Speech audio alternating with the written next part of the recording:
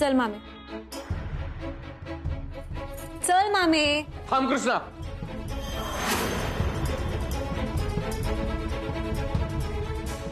तुला शपथ आहे माझी, तूच सांग मी काय करू म्हणजे तुझा सगळा राग निघून जाईल आणि तू या घरात थांबशील. मी एका अटीवरती इथं थांबेन. तुझ्या सगळ्या अटी मान्य आहेत मला, फक्त तू सोडून जाऊ नकोस मला.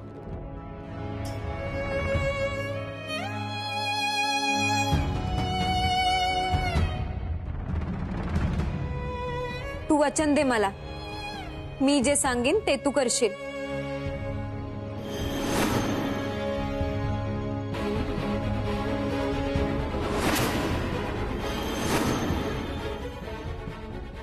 वचन देतो.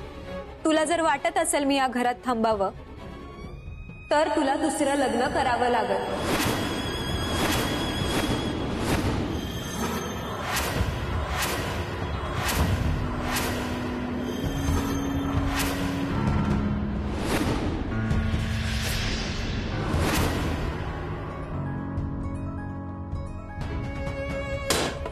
कृष्णे, अगं तुला कळतंय का तू काय बोलतेस? हो मामे, मी नीट विचार करूनच हा निर्णय घेतलाय.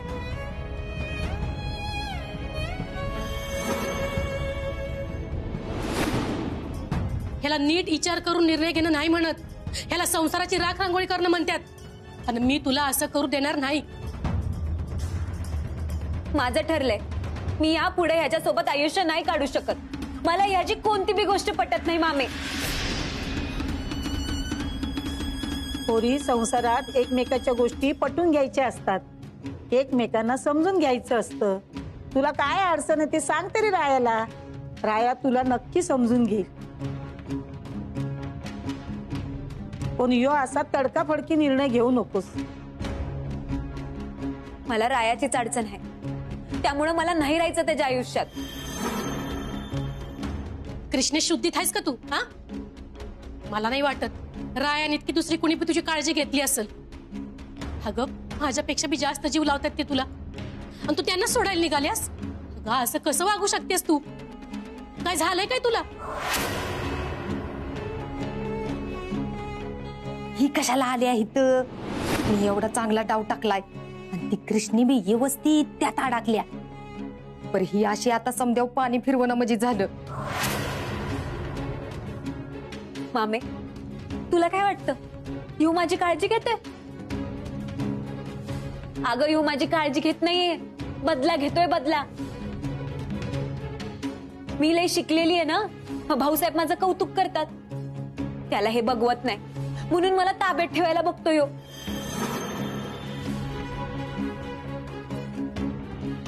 पण मी ताब्यात नाही राहणार. हे राया, तुला दुसरं लग्न करावंच लागल. मला वचन दे, नाहीतर मी आत्ता हितनं चालले बघ. तू मनात न उतरशील आणि मग मी लग्नाला उभा राहीन. सकाळपासून तुझे हे प्रयत्न चालल्यात ना. कृष्णा, तुम्हाला वाटल ते बोल, पाहिजे ते आरोप कर, पाहिजे थोडा आवाज चढव, पण मी तुला सोडू शकत नाही. मी दुसरं लग्न करायला तयार होणार नाही. ह्या जन्मात तरी ते शक्य नाही. ठीक आहे, मग मी ही या घरात थांबणं शक्य नाही. चल मामे. कृष्णा, अगं असं नको करू, मला त्रास होतोय. मला पण तुझा त्रासच होतोय राया. मी तुला शेवटचं विचारतेय राया, तू दुसरं लग्न करणार आहेस का नाही? जर तू नाही म्हणालास तर मी या घरात परत कधीच येणार नाही. मी आधीच सांगते.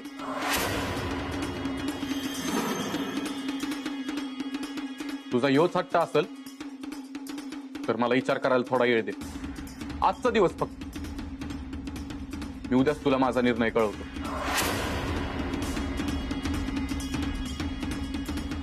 ठीक आहे, फक्त आजचाच दिवस.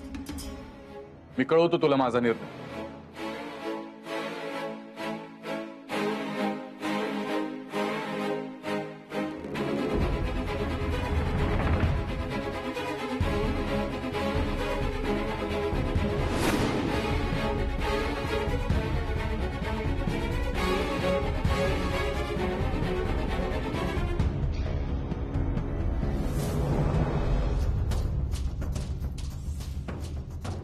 तुला जर वाटत असेल मी या घरात थांबावं तर तुला दुसरं लग्न करावं लागल. मला रायाचीच अडचण आहे, त्यामुळे मला नाही राहायचं त्याच्या आयुष्यात. मी लई शिकलेली आहे ना, भाऊसाहेब माझं कौतुक करतात. त्याला हे बघवत नाही म्हणून मला ताब्यात ठेवायला बघतोय.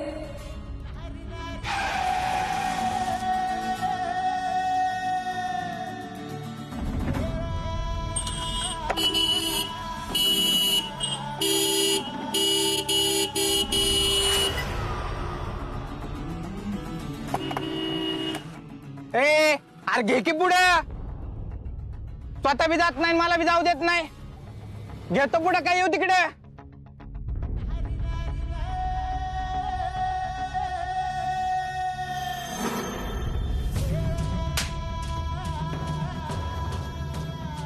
तुला दिसत नाही का पुढे काय चाललंय? हा, त्यांना उडवून पुढे जाऊ का मी? दादा मारत का? एवढी काय झाली रे तुला? थोडा वेळ थांबला तर काय मारणार आहेस का? नाही दादा, दिवसभर थांबतो पण मारू नका. लय लागतोय तुमचा. परत जर हॉर्न वाजवला ना तर दोन्ही हात काढून ठेवीन. परत कधीच हॉर्न वाजवणार नाही. हॉर्नचा आवाज बी ऐकणार नाही. जातो.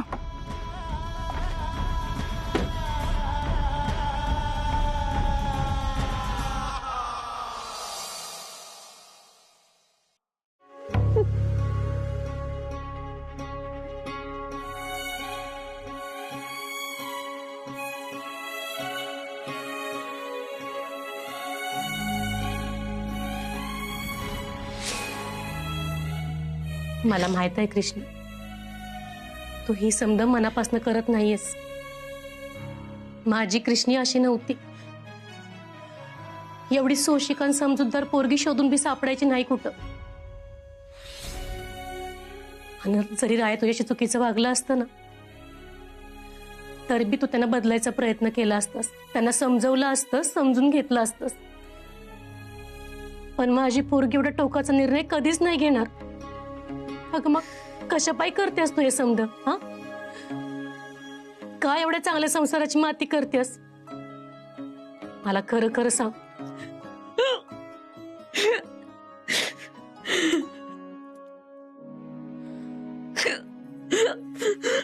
कृष्णे, अगं जेव्हा मी खचून जायचे तेव्हा तूच मला समजवायचीस ना. तर एक दरवाजा बंद झाला की दुसरा दरवाजा उघडतो, पण आपण हिंमत हारायची नसते. अगं येळ निघून जाते आणि समज चांगलं होतं, तशीच ही येळ बी निघून जाईल. तू कशा पाय अशी हिंमत हारतेस? इकडं बघ.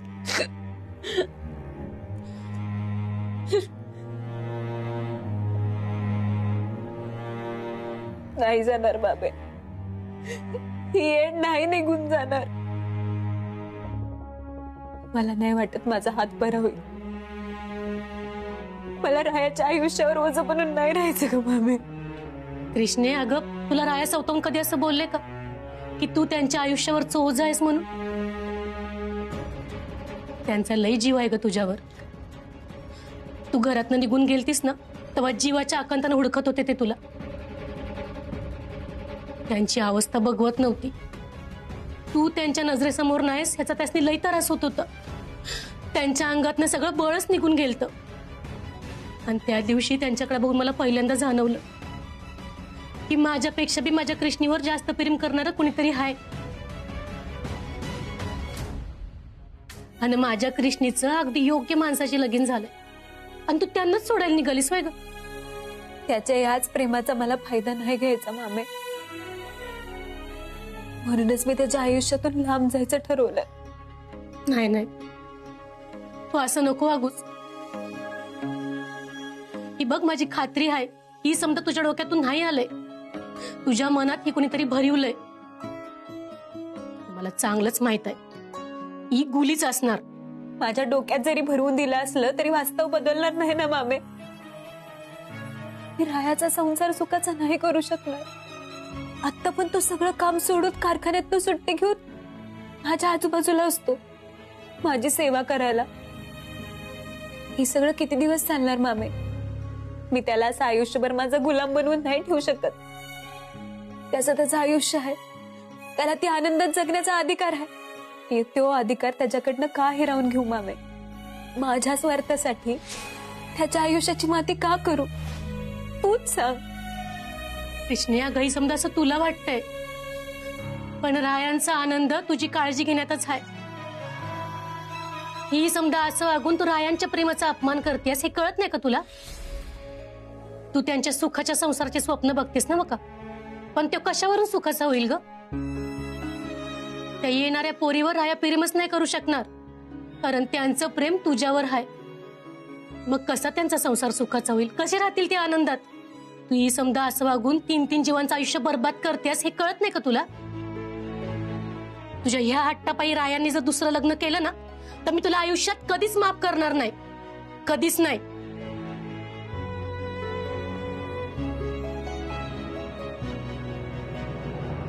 रंजे, झालं बाय आपल्या मनासारखं.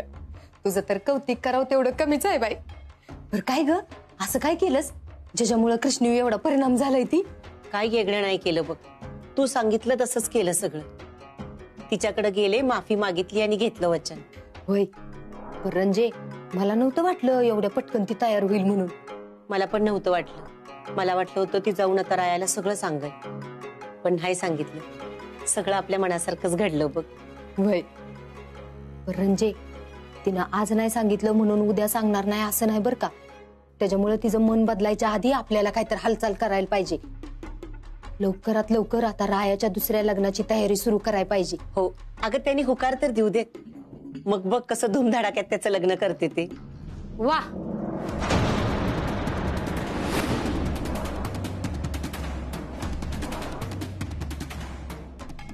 वा. स्वतःच्याच मुलाच्या संसाराचं वाटतुळं करणाऱ्या आई आणि मावशीचं किती आणि कसं कौतुक करू ना हीच कळणं झालंय. तुमच्या दोघींचं पाय धुवून पाणीच प्यायला पाहिजे. आशा, तू कुणाशी बोलतेस ते कळतंय का तुला? कळतंय की, चांगलंच कळतंय. माझी तुमच्या पुढे बोलायची लायकी नाही असंच वाटतंय ना बघा तुम्हाला मनातनं. तुम्ही एवढ्या मोठ्या कारखानदार आणि मी एक साधी भाजीवाली, तुमच्या घरात कामाला येणारी एक साधी बाई. पण माणसाचा मोठेपणा पैशाच्या श्रीमंतीवरून नाही ठरत रंजनाताई, मनाच्या श्रीमंतीवरून ठरतो. आणि तुमचं मन तर लईच कोत आहे वो. आशे, जरा तोंड सांभाळून बोल. मला माहित आहे ही समद रंजनाताईंच्या मनात तुम्हीच भरला असणार. मला माझी लेक पहिल्यापासूनच नको होती या घरात, पण माझ्या पुरीला अंतर देऊन तुम्ही स्वतःच्याच पायावर धोंडा पाडून घेताय हीच कळत नाही तुम्हाला. ह्यो धोंडा आम्ही तवाच पाडून घेतला होता जेव्हा तुझ्या कृष्णीचं रायाबरोबर लगीन लावून दिलं होतं. पण आता ह्यो धोंडा बाजूला करायची वेळ आल्या. त्याच्यामुळे तू नग शिकवूस आम्हाला आम्ही काय करायचं आणि काय नाही ती. मी कोण तुम्हाला शिकवणार? तुम्ही हुशार आहात, शिकलेले आहात. तरी बी एका गोष्टीचं वाईट वाटते की चांगलं काय आणि वाईट काय हीच कळत नाही तुम्हाला. मी जे बोलते ना ते लिहून ठेवा. माझ्या लिकीच्या बाबतीत हे तुम्ही जी काय करताय ना त्याचा लई मोठा परिणाम भोगावा लागणार आहेत तुम्हाला. आणि तवा माझ्या कृष्णीची आठवण येईल तुम्हाला, पण तवा लई उशीर झालेला असेल.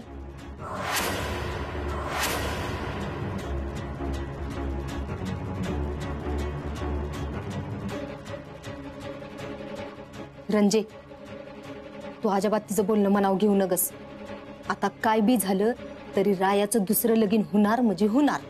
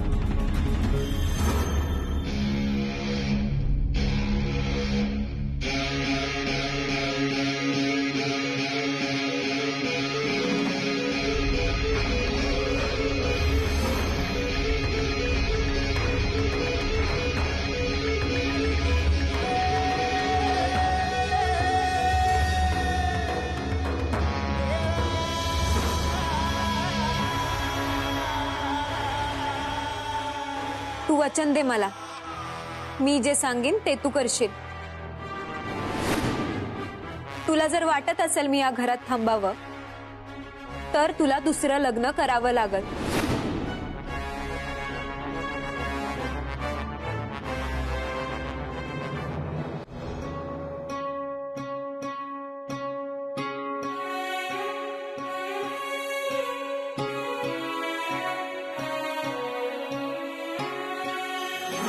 त्या येणाऱ्या पोरीवर राया प्रेमच नाही करू शकणार, कारण त्यांचं प्रेम तुझ्यावर आहे.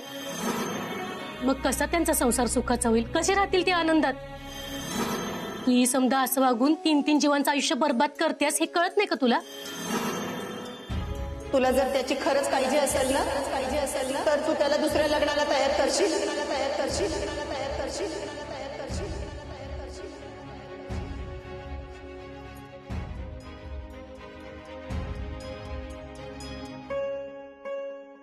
भुयतजी, भुयतजी, तुम्हाला पण असंच वाटतं का हो की मी जी करते ती चुकीचं करते? बोला ना काहीतरी. तुम्हीच एक आहात जी मला पूर्णपणे समजून घेता. मी जे काय करते ना ते रायाच्या भल्यासाठीच करते, त्याच्या आयुष्याचा विचार करूनच करते भुयतजी. हा म्हणजे मला कळतंय मी बाकीच्यांची वागते ते लई चुकीचं आहे, पण मी तरी काय करणार ना हो? त्याशिवाय राय दुसऱ्या लग्नासाठी तयारच होणार नाही. बोला की हो काहीतरी. मी खरंच चुकीचं वागतेय का? तुम्ही तरी साथ द्या ना माझी. मामीला बी हे पटत नाहीये, पण बघा आज ना उद्या तुम्हाला कळल मी जे काय करतेय ना ते रायाच्या सुखासाठी करते.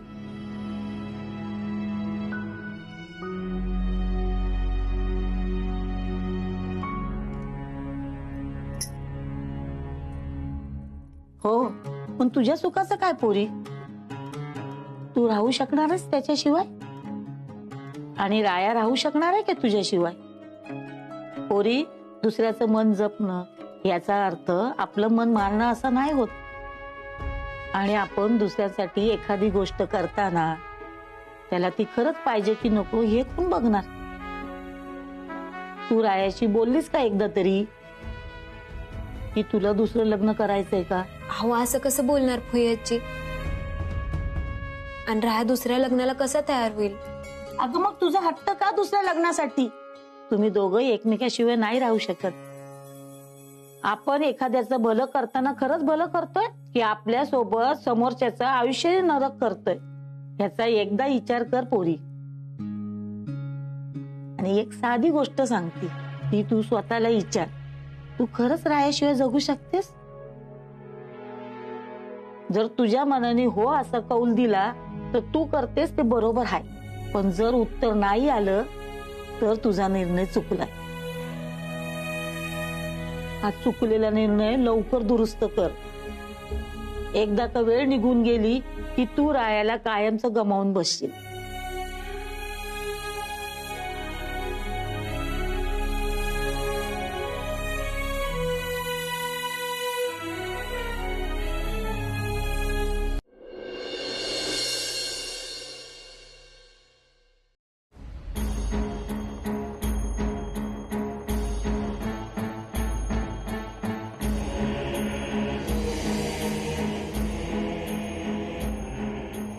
राया मला तुझ्याशी बोलायचंय. चल. थांब कृष्णा, तुझी हीच इच्छा आहे ना की मी दुसरं लग्न करावं? ठीक आहे, माझा निर्णय झालाय. मी तयार आहे दुसरं लग्न करायला.